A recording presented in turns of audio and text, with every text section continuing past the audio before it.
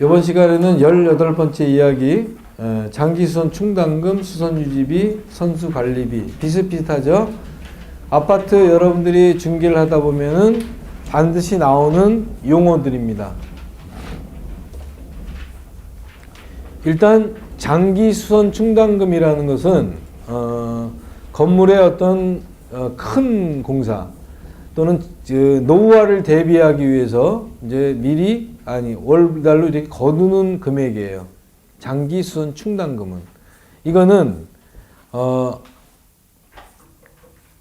거주하는 사람이 내야 되나요? 아니면 주인이 내야 되나요? 주인이 내야 되는 거예요.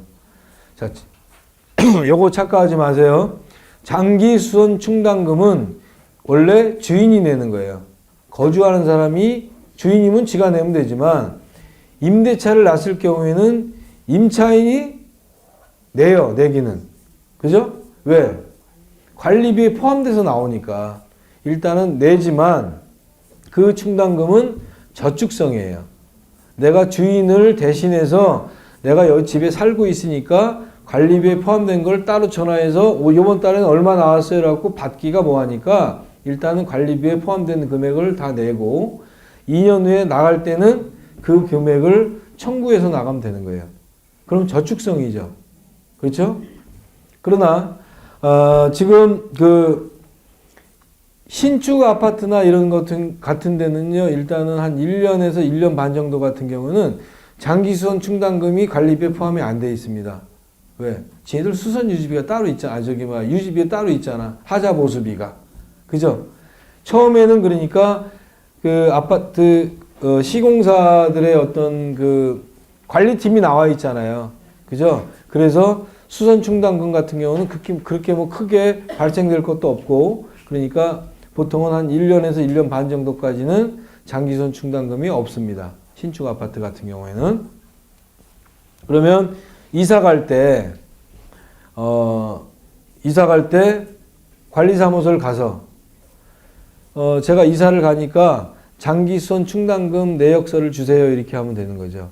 그럼 관리의 실장이 이사 온 날짜 이렇게 쭉 해가지고 2년간 살았으면 매월별 나온 그 장기수선 충당금을 쭉 해서 플러스를 해서 줍니다. 그러면 요거를 소유주에게 받아내는 거예요. 관리소장한테 받아내는 게 아니고 그거는 소유주가 내는 거니까 소유주한테 신청을 해서 받을 수 있다는 얘기예요. 근데 내가 이걸 깜빡 모르고 이사 갔어. 지금은 이제 그런 사람이 없지만 옛날엔 그런 분들이 계세요. 당연히 내는 건 줄 알고 그냥 내고 그냥 이사를 갔어요. 그랬더니 그거 받아오는 건데 왜 안 받아왔어? 이렇게 얘기를 하다 보니까 난 그거 내는 건 줄 알았는데 그러면 가서 받을 수가 있다는 얘기예요. 한참 지났어도 가서 받을 수 있다는 얘기예요. 그러면 주인이 야, 이게 언제적 일인데 지금 나한테 와서 그 돈을 달래? 너 양심도 없지 않냐? 오히려 이렇게 할 수가 있어요.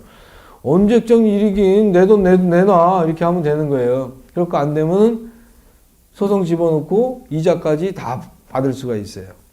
그리고 그동안 주인이 바뀌었네? 주인이 바뀌었으면 그때 주인이 아니라 현재의 주인한테 나는 모르는 일인데 그건 니네들이 할 일이고 니네들이 받아가지고 이렇게 할 일이고 나는 일단 현재 주인한테 받는 거예요. 그렇게 받으면 되겠어요. 그 다음에 수선 유지비 같은 경우에는 수선을 이거 대수선이 아니고 조그만 수선이야. 그런 것들은 소유자가 해야 돼, 임차인이 해야 돼. 임차인이 해야 되는 거예요. 거주인이 해야 되는 거예요. 이건 저축성일까 아닐까? 저축성이 아니란 얘기죠. 그렇죠? 실거주자가 내는 거예요. 그러니까 뭐 주인이 됐든 임차인이 됐든 실제로 거주하는 사람이 내야 되는 거고요. 그런데 그러면은 얘를 갖다가 수선유지비를 다 내고 이사 간 다음에 수선유지비 주세요. 그러면 돼, 안 돼?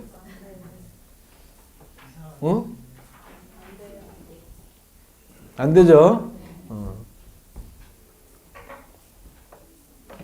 그러니까 장기수선 충당금은 달랠 수가 있지만 수선 유지비 같은 경우는 소모품비로 들어간 것 때문에 달라면은 안 됩니다. 여기 학원 출신이라고 얘기하지 마시고요. 그 다음에 선수관리비. 이거는 이제 관리비 예치금이라고 그러는 거죠.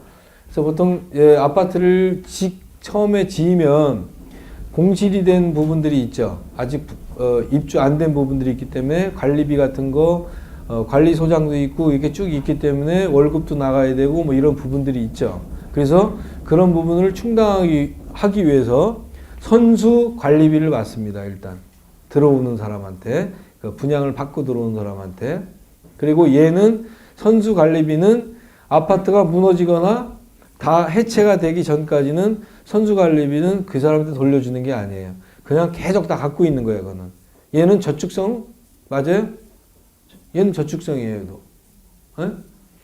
매도인한 자 임대인과 임차인의 관계예요. 매도 매수자의 관계예요. 선수 관리비는. 이거는 매매에 관계되어 있는 거지 임차에 관계 있는 게 아니에요. 그죠? 내가 맨 처음에 집을 들어갈 때 관리사무소에 선수관리비로 30만 원을 줬단 말이야. 그럼 30만 원 묶여 있잖아요.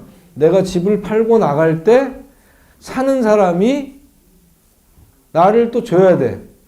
에?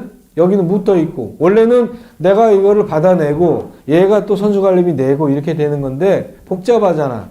이거는 그냥 묻어두고 30만 원은 선수관리비 얼마예요? 확인해보고 30만 원이에요. 그러면 들어오는 매수인이 매도인에게 30만 원을 주는 거야. 공인중개사를 통해서. 네? 그렇게 해서 주는 거예요. 그리고 이 사람은 또 나갈 때 또 받으면 되는 거고. 그러니까 임차인하고 임대인하고 임차인의 관계가 아니라는 얘기예요. 집을 팔고 사는 사람 관계만. 아시겠죠? 선수관리비는 매도 매수에만 관계 있지 임대와 임차인은 관계가 없다라는 말입니다.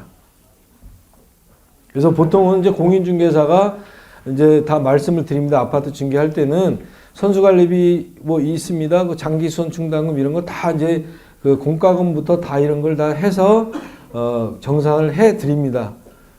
그러니까 그런 것도 여러분들이 해야 될 일이에요. 승계해 주는 것도. 그러니까 받을 수 있는 돈은 어떤 돈이에요, 그러면? 장기수선 충당금하고 선수관리비. 받을 수 없는 돈은? 그렇죠. 수선유지비. 그렇게 하면 간단히 정리가 됐겠죠? 예. 잠시 쉬었다가 시작하겠습니다.